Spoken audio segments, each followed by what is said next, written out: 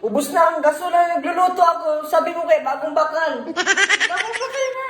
Bagong bakal nga nakatarambak lang baga dyan oh. Tano na tigluluto mo. Ang tigluluto, nagbagal ka bagang buko. Para naglalagot ka lang mais na ubus. Yun na nga niyan, kadakot kang binakal na gasol, mga mayo man laman. Ano naman? Anong mayo laman? Kapapalaman ko lang. Kapapalaman mo pa lang, baka kung dikiton man tigra laman. Hindi ko natapulaan nga nito. Dakulaon nga nito, kadakot ka nga ning binakal, nain man ang laman. May naman yan. Hindi, nagkulo si pinapakuluan ko. Di ka totoong magamit, tanga ka kaya. Ayos ang paggamit ko, Sanay ayos. ka kaya sa pugo. Wow, Dr. Rom! Ano, di ka totoong mag-amak? Ito mag-amak.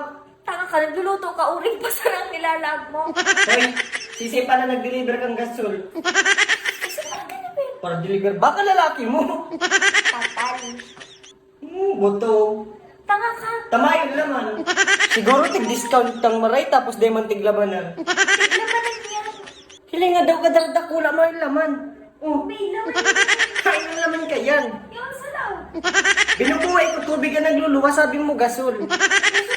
Hilinga daw may fire distinguisher ka pa. Naman yan.